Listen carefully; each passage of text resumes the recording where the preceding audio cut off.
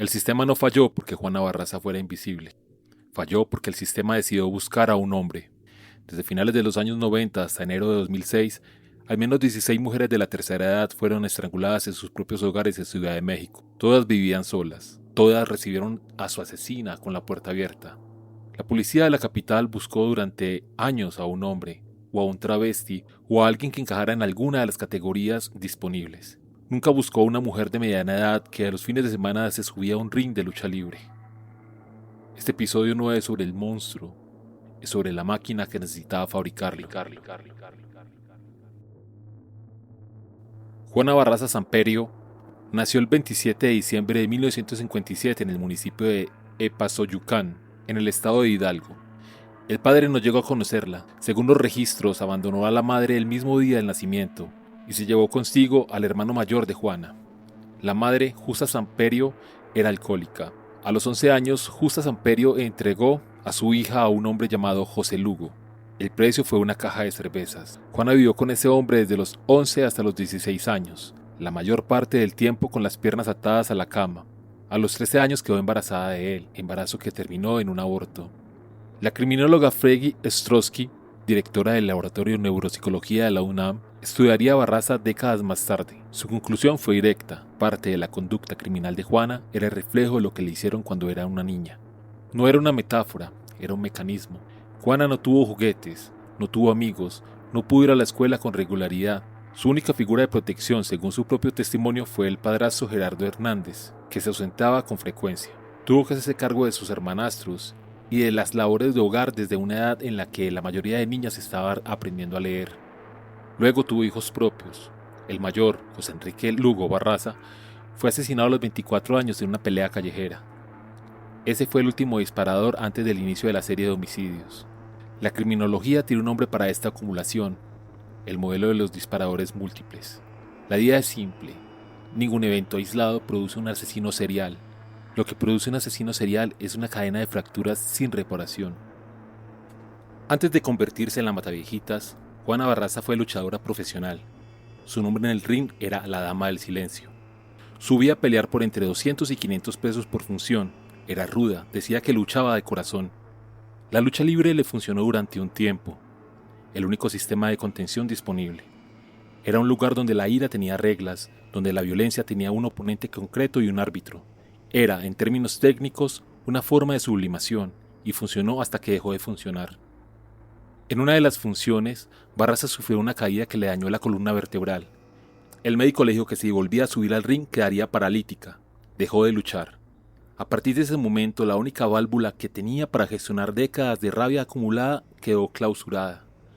Hacia 1995, Juana Barraza comenzó a robar, primero en la calle, con una pistola de juguete, luego en los domicilios, y en 1996 fue detenida por primera vez por agentes judiciales del Estado de México. El comandante Moisés Flores Domínguez la liberó a cambio de 12,000 pesos. En 1997 fue detenida de nuevo, esta vez por agentes del Distrito Federal. Volvió a quedar libre.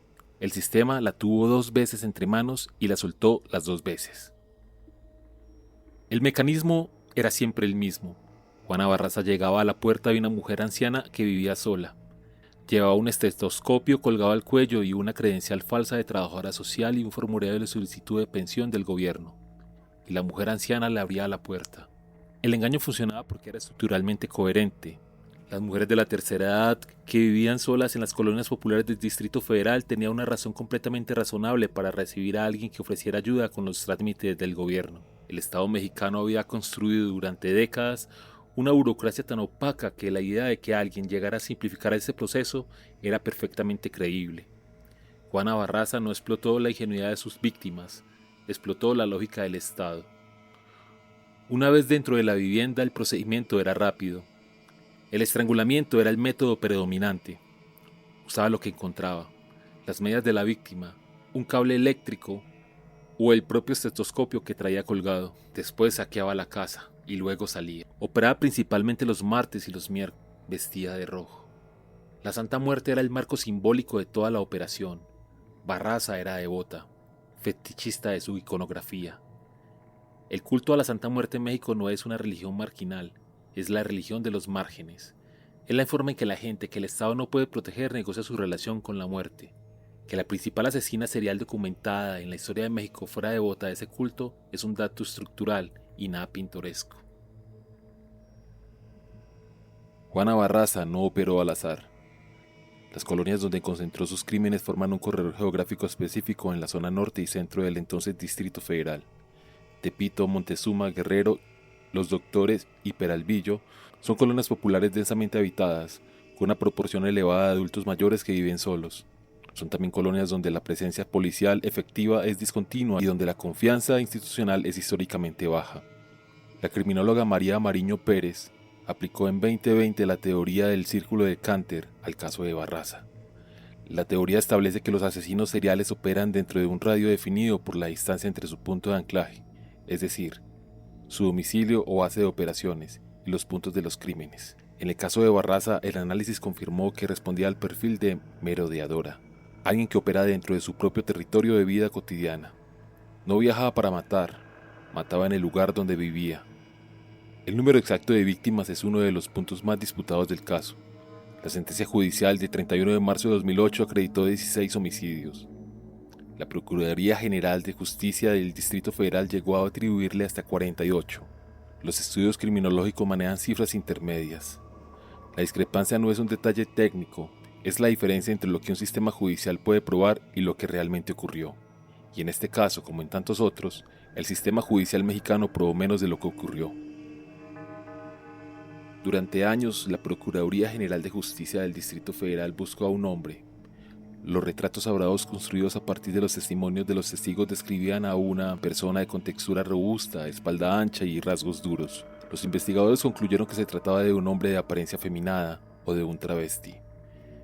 Detuvieron a enfermeras, detuvieron a mujeres transgénero, detuvieron a personas en situación de calle que se parecían a la descripción. A ninguno de ellos se le pudo imputar ninguno de los crímenes. La investigación siguió. El problema de fondo era el sesgo. En el imaginario de la criminología aplicada de la época, una asesina serial con ese patrón de violencia física en ese nivel de sistematización, esa frialdad operativa era, por definición, un hombre. No porque los datos lo indicaran, porque el modelo no contemplaba otra posibilidad. En el mundo de la investigación criminal mexicana de principios del siglo XXI, una mujer podía ser víctima, podía ser cómplice, pero no podía ser autor material de ese tipo de crimen. Juana Barraza operó durante años protegida por ese prejuicio. Hubo una excepción dentro del sistema. La perito Patricia Payán Vidaña, agente ministerial de la Procuraduría Capitalina, fue la profesional que identificó la existencia de un asesino serial antes de que la institución lo aceptara formalmente.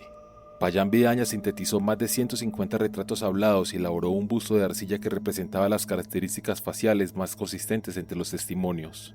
El busto mostraba a alguien de facciones duras, cabello corto teñido de rubio y una constitución corporal que podía ser masculina o femenina. Era la primera vez que la investigación apuntaba a la dirección correcta. La institución tardó en seguirla. Mientras la investigación fallaba, el sistema policial también obstruía. En 1996, el comandante Moisés Flores Domínguez detuvo a Juana Barraza cuando se dedicaba al robo de domicilios. La liberó a cambio de 12,000 pesos. En 1997 fue detenida por segunda vez por agentes del Distrito Federal. Quedó libre de nuevo. No hay registro de que ninguno de los dos eventos haya generado una ficha o un expediente activo. Cuando el patrón de homicidios comenzó a ser visible para la Procuraduría, nadie conectó los puntos. El 25 de enero de 2006, Juana Barraza entró al domicilio de Ana María de los Reyes Alfaro, de 89 años de edad en la colonia Montezuma. La estranguló. Lo que Barraza no sabía era que la señora de los Reyes Alfaro no vivía sola. Tenía un inquilino en la misma vivienda. El inquilino vio a Barraza salir del cuarto de la anciana. Llamó a la primera patrulla que pasó por la calle. Cuando los agentes la detuvieron, llevaba consigo el estetoscopio, llevaba la credencial falsa de trabajadora social, llevaba los formularios de solicitud de pensión, el kit de trabajo completo. La confirmación de su identidad llegó mediante la comparación de huellas dactilares. La noticia de la captura produjo una revelación que la investigación no había querido aceptar. La persona que había asesinado al menos a 16 mujeres de la tercera edad en la capital del país era una mujer, de 48 años, luchadora retirada y madre, no una travesti ni un hombre afeminado, una mujer que se parecía bastante al busto de arcilla que la perito Payán Vidaña había construido años antes. El proceso judicial duró 2 años. La Procuraduría General de Justicia imputó a Barraza 48 homicidios. El juez 67 penal de reclusorio femenil de Santa Marta Acatila, Enríquez Juárez Saavedra, tuvo ante sí un expediente con 16 casos acreditados. El 31 de marzo de 2008 dictó sentencia. La condena fue de 759 años de prisión, más una multa equivalente a 2.086 días de salario mínimo. Es una de las condenas más largas de la historia del sistema judicial mexicano. En términos prácticos, el Código Penal vigente al momento de la detención establecía un máximo de 50 años de cumplimiento efectivo. 759 años son entonces una declaración simbólica. El Estado mexicano sumó los crímenes como si el tiempo fuera acumulable, sabiendo que no lo es. Barraza escuchó la sentencia en silencio y al concluir la lectura dijo: "No estoy de acuerdo con nada, vamos a apelar". Y luego dijo: "Que Dios los perdone y que a mí no me olvide". Declaró que el único asesinato que reconocía como suyo era el de Ana María de los Reyes Alfaro, su última víctima. Sobre el resto dijo que la habían hecho hablar. La novena Sala Penal del Tribunal Superior de Justicia de Ciudad de México ratificó la sentencia el 28 de noviembre de 2008. En 2022 Barraza promovió un amparo para revertir la condena. El octavo Tribunal Colegiado en materia penal lo desechó por extemporáneo. En 2024, en una entrevista emitida por el Canal 14 en el programa Cartas para la Libertad, Barraza declaró que había sido torturada sexualmente para que firmara la confesión. La organización CIMAC Noticias documentó esa declaración en el contexto de un primer diagnóstico nacional sobre la tortura sexual cometida contra mujeres privadas de la libertad en México. Después de la captura, la doctora Freggy Ostrowski, directora del Laboratorio de Neuropsicología y Psicofisiología de la Facultad de Psicología de la UNAM, visitó a Barraza durante 7 días consecutivos en el reclusorio. No era la primera vez que Ostrowski estudiaba a un asesino serial. Para esa fecha había analizado más de 340 internos de alta peligrosidad en los reclusorios de Ciudad de México. Con Juana Barraza el trabajo fue diferente. El estudio consistió en mostrarle a Barraza una serie de imágenes y registrar simultáneamente sus respuestas verbales y la actividad eléctrica de su cerebro. El hallazgo fue el siguiente. Cuando Ostrowski le mostraba una imagen neutral, como la fotografía de un bote de basura, Barraza decía que le producía algo agradable. Cuando le mostraba una imagen de violencia extrema, la actividad cerebral era casi idéntica a la de la imagen neutral. No había diferencia, mientras tanto Barraza sonreía. El diagnóstico final de Ostrowski fue el de una psicópata con trastorno de personalidad antisocial y una disfunción detectada en el lóbulo frontal. El lóbulo frontal es la región del cerebro que regula el control de los impulsos, la planificación y la empatía. Una disfunción en esa región no produce un asesino automáticamente, pero sí elimina los frenos. El mecanismo de desplazamiento fue la clave explicativa del patrón de víctimas. Juana Barraza no elegía a sus víctimas solo por razones económicas, elegía a mujeres ancianas y las mataba. La interpretación de Ostrowski fue directa. El resentimiento acumulado durante décadas contra la figura de la madre alcohólica que le había entregado a los 11 años se descargaba sobre las mujeres que, en su percepción, representaban esa figura. No era una teoría literaria, era el resultado de las entrevistas clínicas. En una de las sesiones Barraza respondió a la pregunta de por qué mataba a las viejitas con una sola frase: porque mi mamá me maltrataba. La condena de Juana Barraza está firme. El expediente está cerrado y sin embargo hay preguntas que el expediente no resuelve. La primera es la más básica. ¿Cometió Barraza los 16 homicidios por los que fue condenada o solo alguno de ellos? La Procuraduría le imputó 48. El juez acreditó 16. Ella reconoció solo uno. Esa brecha de 47 entre la acusación máxima y la confesión voluntaria no se explica únicamente por estrategia de defensa. La segunda pregunta tiene que ver con el proceso mismo. En 2024 declaró públicamente que fue torturada sexualmente para que firmara la confesión. No es una acusación aislada. El primer diagnóstico nacional sobre tortura sexual cometida contra mujeres privadas de la libertad en México muestra que la tortura durante los procesos de detención y consignación es una práctica sistemática y no excepcional. Si Barraza fue torturada, entonces parte del expediente que la condena es el producto de esa tortura. Y si parte del expediente es el producto de una tortura, la verdad histórica del caso es, como mínimo, parcial. La tercera pregunta es estructural. En México, de cada 100 delitos cometidos, solo 14 se resuelven y de esos 14 la mayoría se resuelve a través de confesiones. En un sistema donde la confesión es el principal mecanismo de resolución de los casos y donde la tortura durante la detención está documentada como práctica extendida, la pregunta no es si Juana Barraza cometió los crímenes, la pregunta es si el sistema tiene los instrumentos para saberlo. Y la respuesta es que no. El caso de la Mataviejitas generó una industria cultural. En 2005, todavía antes de la captura de la serie de Mujer, Casos de la Vida Real dramatizó los crímenes en 2 episodios. En el mismo año, la primera temporada de la serie estadounidense Criminal Minds incluyó un capítulo basado en el perfil de Barraza. En 2006, el escritor Víctor Ronquillo publicó el libro Ruda de Corazón, El blues de la Mataviejitas, el primer reportaje narrativo completo sobre el caso. En 2007, el busto de arcilla elaborado por la perito Payán Vidaña fue exhibido en el Museo de Asesinos Seriales de Ciudad de México. En 2023, Netflix estrenó el documental La Dama del Silencio, el caso de la Mataviejitas, dirigido por María José Cuevas. El documental fue retirado brevemente de la plataforma por un conflicto de permisos de transmisión y luego fue reincorporado al catálogo.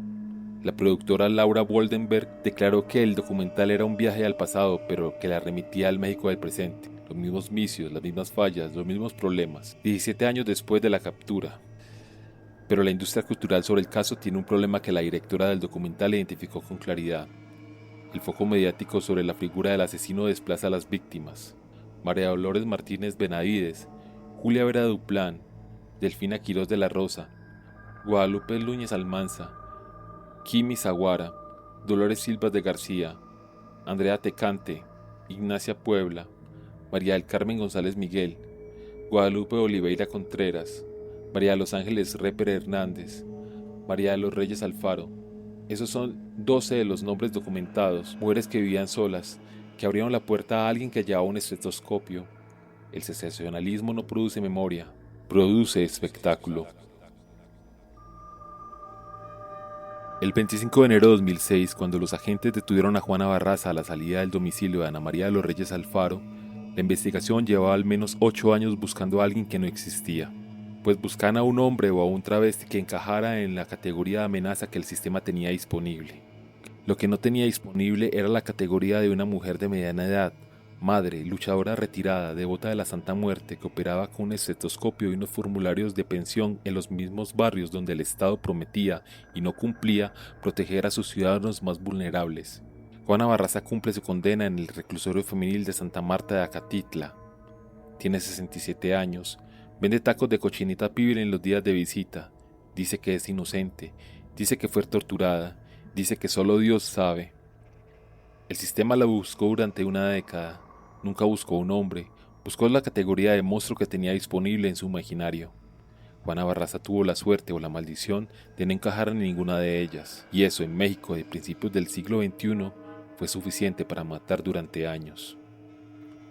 Una pregunta antes de terminar.